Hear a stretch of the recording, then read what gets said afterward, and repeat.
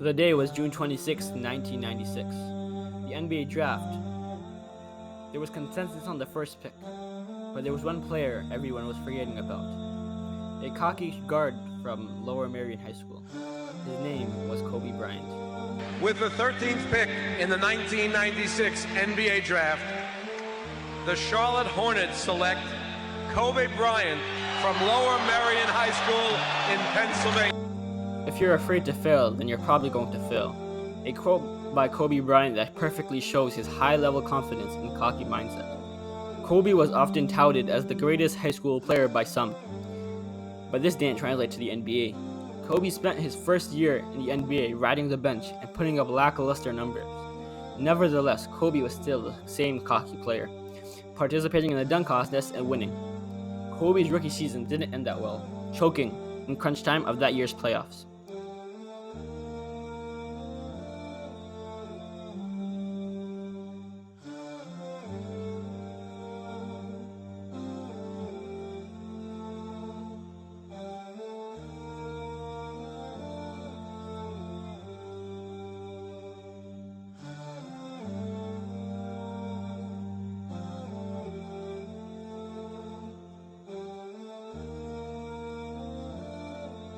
Kobe's second year in the league was the definition of a comeback, averaging 15 points a game and making the All-Star game, where he scored 18 points facing his idol, the one, the only Michael Jordan.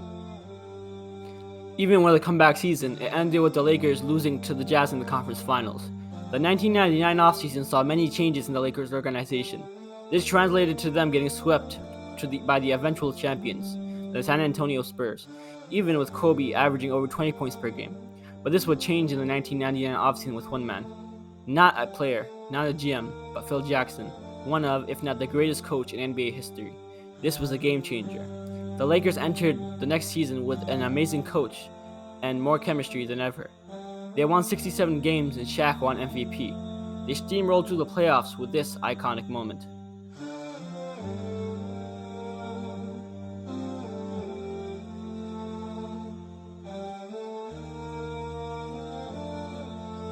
Kobe and the Lakers were heading to the NBA Finals to face the Indiana Pacers.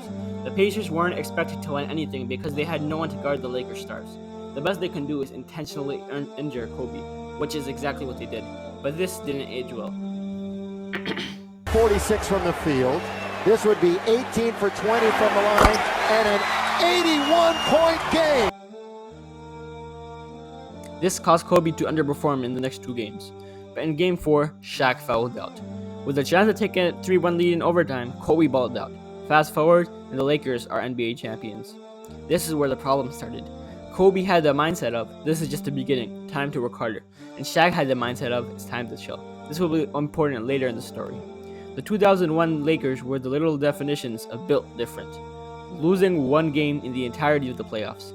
Yes, you heard that right, one game in the entire playoffs. The 2002 season was just more dominance. It also included the infamous 2001 conference finals against the Sacramento Kings. These conference finals are believed to be rigged by many, and it speaks for itself.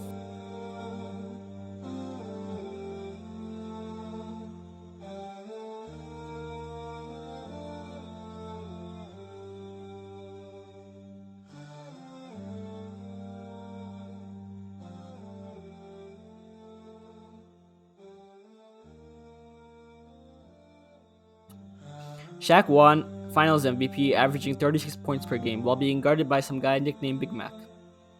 Enough said. Entering the 2003 season is where the problem I previously mentioned came up. Shaq was injured, and when he came back, he wasn't himself. Kobe, on the other hand, had one of the best streaks of his career. Come playoff time, Shaq wasn't himself, which led them to eventually lose to the eventual champions, the San Antonio Spurs.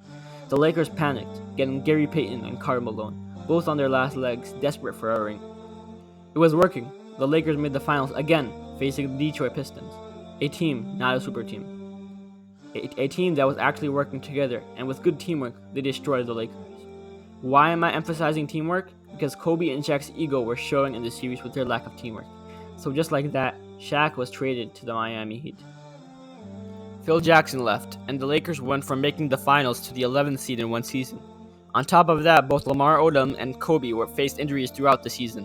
The only good thing that came from this season was the fact that they landed Andrew Bynum in that year's draft. He'll be important later in this story. The next season, Phil Jackson came back and Kobe went on the best scoring streaks ever. And also, on January 22nd, 2006, this happened. And I think 3 consecutive 30-point games. Kobe, I guess you do. I see your point though. Kobe down the middle, throwing up and in. Layup for Kobe Bryant. Foul on Bonner. Lakers ball inbound. Backhand layup. Behind his back, Kobe all the way, and he's fouled. The field. This would be 18 for 20 from the line and an 81-point game. 81 points in one game, the second highest amount of points scored in a single game. A game that cemented Kobe's legacy in the record books. But there was a problem. The Lakers still barely made the playoffs, and they blew a 3-1 lead to the Suns in the first round. To add insult to injury, Shaq won his 4th championship right after leaving Kobe. The next season was just more of the same, and Kobe became disgruntled with the Lakers. This is a time that Lakers fans don't want to talk about. Well, if you don't know how you can move forward in that situation, you're still under contract with them. Are you saying right here on this show that you want to be traded? Yeah, I would like to be traded, yeah. There's no ifs, ands, or buts about it. It's not a situation where what if you know? I know before you reportedly said that you would like them to get Jerry West back. Are you saying now emphatically, regardless of what they've done, you want out of Los Angeles? Yeah, I would like to be traded. As tough as it is to say that, as tough as it is to come to that conclusion, you know, there's no other.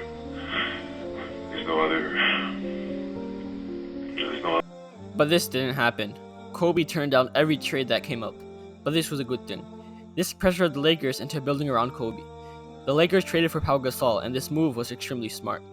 Anyway, Kobe finally won an MVP, but what Kobe really wanted was that ring without Shaq. Kobe balled out the entire playoffs, and come playoff time, he was ready to win it all. In the finals, they were facing the new super team in town, the Big Three Boston Celtics. The Celtics were the clear favorites, and they lived up to this by winning the championship that year. Kobe came into the next season with a chip on his shoulder, and they lived up to expectations, winning 65 games. And they steamrolled through the playoffs, with the exception of the second round, which went to 7 games. And just like that, the Kobe Bryant and the Los Angeles Lakers were NBA champions once again. But just like I mentioned before, Kobe had the mindset of this is just the beginning, it's time to work harder. And Kobe had unfinished business with the Boston Celtics. And they took care of business in 2010, beating the Celtics in 7 games. And this ring meant a lot to Kobe. We know what it means as a team, but what about individually for you? Just got one more than Shaq.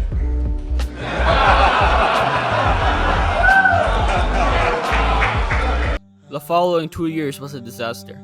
The Lakers' core was aging and falling apart. They tried to make a super team with Dwight Howard and Steve Nash after failing to trade for Chris Paul, but they failed because of a combination of injuries, bad chemistry, and fit. This season is when Kobe's age would begin to show. Kobe was pulling off a historic carry job, and this did not end well.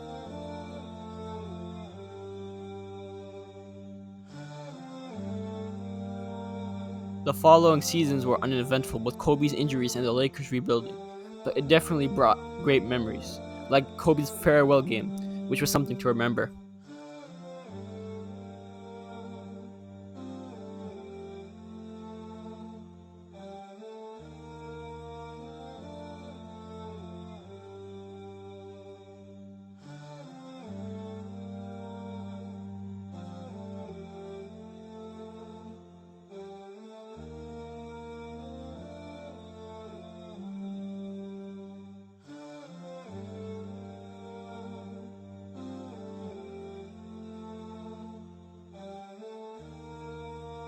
"60 points in his final game, after Shaq challenged him to score 50. A memorable 20-year-long career ended with a bang. Now it was time for Kobe to enjoy his retirement, coaching NBA players, investing, you name it. Or so we thought." Afternoon from New York. We're coming on the air with breaking news, very sad news to tell the sports world. The LA Times is reporting that retired Los Angeles Lakers basketball star Kobe Bryant has been killed in a helicopter crash. On January 26, 2020, Kobe Bryant tragically passed away in a helicopter crash with several other people. Kobe's death did not just shock the NBA, it shocked the whole world. Kobe was the literal definition of hard work. He will always be remembered.